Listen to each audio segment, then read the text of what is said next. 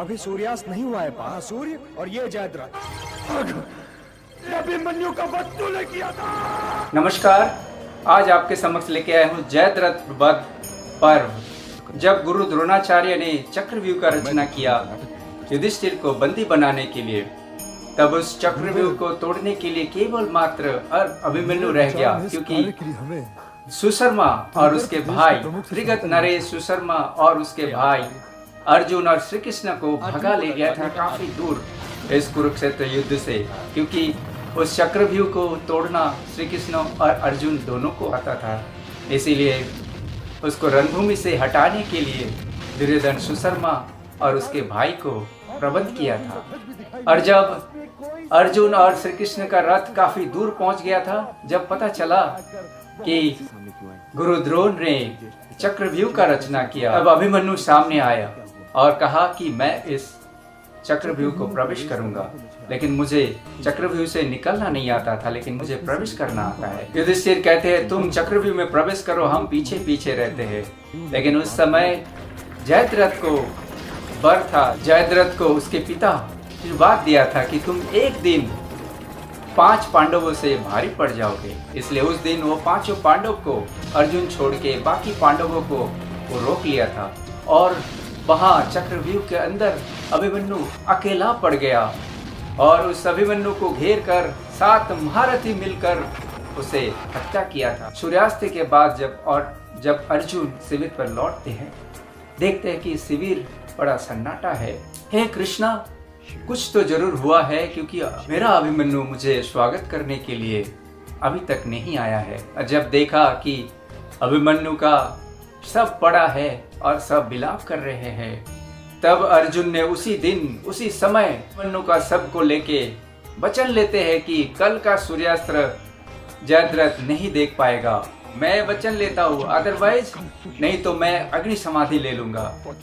और अगला दिन शुरू से ही बड़ा पराक्रम से अर्जुन युद्ध करने लगा, और जब सूर्यास्त होने ही वाला था तब वो जयद्रथ के पास पहुंचा, और श्री कृष्ण ने थोड़ी देर के लिए अपने माया से सूर्य को ढक दिया था। तो जयद्रथ को लगा कि शायद सूर्यास्त हो गया है, तो अपना हर्ष से उल्लास करने लगा। तब श्री कृष्ण फिर सूर्य को फिर से प्रकट कर दिया था। तब कृष्ण कहते हैं, हे अर्जुन, ये रहा सूर्य और वो रहा जयद्रथ, और वो जयद्रथ का वध किया। और इस तरह से तुम बात चलाओ कि जयद्रथ का सिर कटकर उसके पिताश्री के गोद में पड़ जाए, और इसी से ही दोनों की मुक्ति का मार्ग खुलेगा। चलिए हम साथ मिलकर इस जयद्रथ वध का पर्व को दिन जयद्रथ ने उनके चरण स्पर्श किए और प्रणाम पिताश्री। आयुष्मान भव। मुझे वो आशीर्वाद दीजिए पिताश्री, हस्तिनापुर नरेश शांतनु ने अपने पुत्र भीष्म को दिया था। न तुम गंगा पुत्र भीष्म हो पुत्र, और न मैं शांतनु। मैं तुम्हें इच्छा मृत्यु का आशीर्वाद नहीं दे सकता। तुम्हें एक शाप का कवच अवश्य पहना सकता हूँ, जो तेरे कटे हुए सिर को भूमि पर गिरने का कारण बनेगा। के सिर में उसी समय एक विस्फोट होगा, उसकी मृत्यु का कारण बनेगा। आज्ञा दीजिए पिताश्री। इसलिए कल तो इस युद्ध का अंतिम दिन ठहर ही गया है। यदि अर्जुन जयद्रथ का वध ना कर पाया, वो अग्नि समाधि ले लेगा। वध कर पाया, नक्षत्र का वो शाप उसे जीने नहीं देगा। का दिन तो शुभ ही शुभ है भांजो। हमारे और जयद्रथ के बीच ये सारे महारथियों की दीवार है पार्थ। ये कोई दीवार नहीं रोक पाएगी केशव। कहा था ना पार्थ, केवल कर्म तुम्हारे वश में है, कर्म फल तुम्हारे वश में नहीं है। ये उदय और सूर्यास्त भी तुम्हारे वश में नहीं है पार्थ। भरतवंशियों को प्रतिज्ञाएं करने में इतनी रुचि क्यों है? पितामह प्रतिज्ञा में जकड़े हुए हैं, भैया प्रतिज्ञाबद्ध हैं, अपने आप को एक प्रतिज्ञा में बांध लिया। उन्हें अभिमन्यु के साथ छल करना शोभा देता था केशव। एक बालक पर 7 महारथियों का आक्रमण कर धर्म के विरुद्ध नहीं है।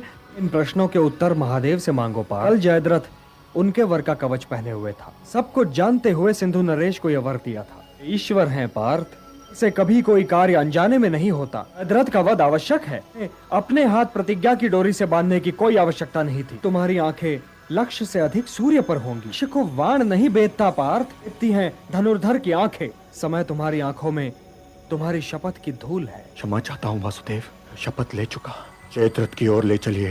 ले चलता हूँ पार्थ, जयद्रथ द्रोण के कमल व्यू के भीतर 12 कोस की दूरी पर है। और 1000 कोस की दूरी पर क्यों ना हो केशव, का वध अवश्य करूंगा। यदि ना कर पाया समाधि ले लूंगा। जयद्रथ की ओर ले चलिए।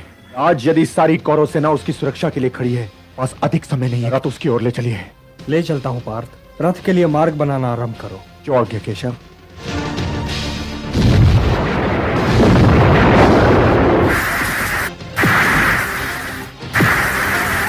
गुरुदेव चला रहा है, रोकिए गुरुदेव, युद्ध जीत चुका होगा।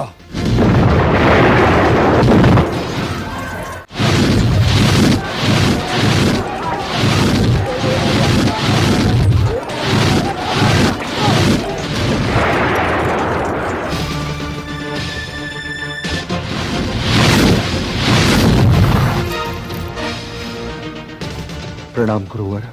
आज मेरा मार्ग ना रोकेगा गुरु, मेरे सामने आएगा महादेव की सौगंध, मार्ग से हटाकर जयद्रथ की ओर चला जाऊंगा। रोकने का प्रयत्न ना करना गुरुवर। तक मैं तुम्हारा मार्ग रोके खड़ा हूँ कुंती नंदन। तुम सिंधु नरेश के पास जा ही नहीं सकते हो। के पास जाने के लिए तुम्हें मुझे मार्ग से हटाना होगा।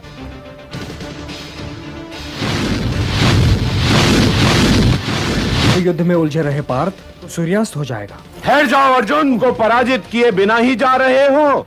आप मेरे शत्रु नहीं हैं आचार्य, आप तो मेरे गुरु हैं, ये भी जानता हूँ। आपके अतिरिक्त कोई भी आपको पराजित नहीं कर सकता।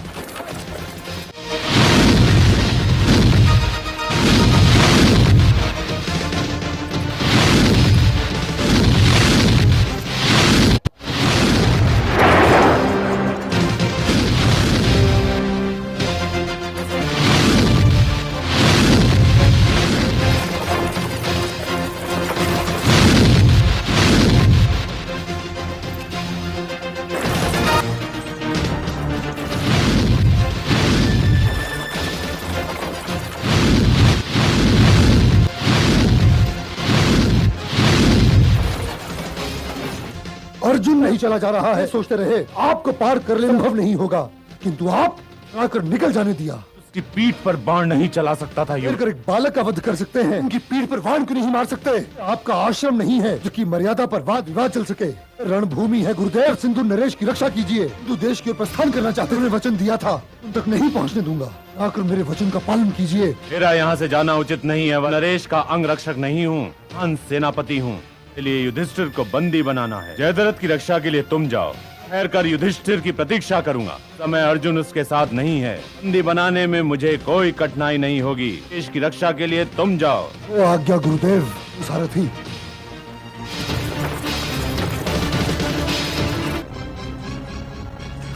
रथ क्यों रोक दिया केशव? अश्व थक गए हैं पार्थ, वे अश्व तुम्हारे रथ विजयश्री की ओर नहीं ले जा सकते। परंतु केशव, सूर्यास्त में बहुत देर नहीं है केशव। बहुत देर तो नहीं है। सावधान अर्जुन। दुर्योधन, अर्जुन अभी अपने रथ पर नहीं है। नियम बने थे, उसमें एक नियम यह भी था, पैदल पर कोई महारथी आक्रमण नहीं करेगा। पितामह ने बनाए थे वासुदेव। नहीं, नियम यह है, तू जहां मिले उसे वहीं मार डालना चाहिए।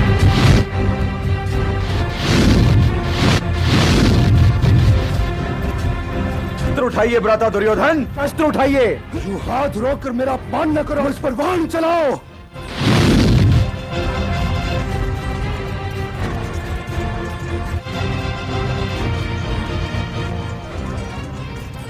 ध्यान रखना पार्थ, जयद्रथ का सिर कटकर भूमि पर न गिर जाए।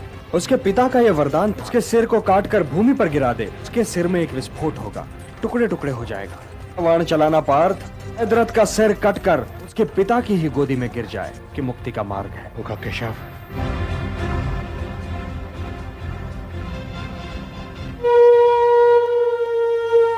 आज मेरा वध करवाए बिना मानेगा नहीं। कितनी दूर निकल चुका होता। आप लोग खड़े क्यों हो? रथ रोको। सूर्यास्त क्यों नहीं हो रहा? निर्णायक घड़ियां हैं, अस्त हो गया। सिंधु नरेश का वध नहीं कर सका तो उसे अग्नि समाधि लेनी ही पड़ेगी। वे अर्जुन ही नहीं होगा। इस युद्ध में हमारी विजय निश्चित। जाओ सिंधु नरेश की रक्षा करो। हे सूर्यदेव, आज शीघ्र ही अस्त।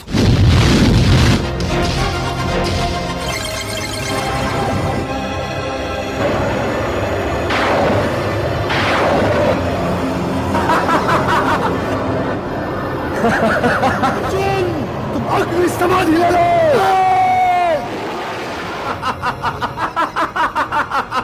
अग्नि समाधि कब लोगे सर्वश्रेष्ठ धनुर्धर?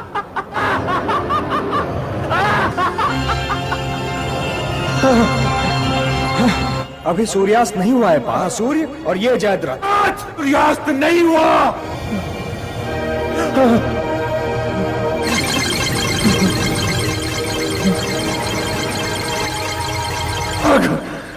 अभिमन्यु का वध तूने किया था।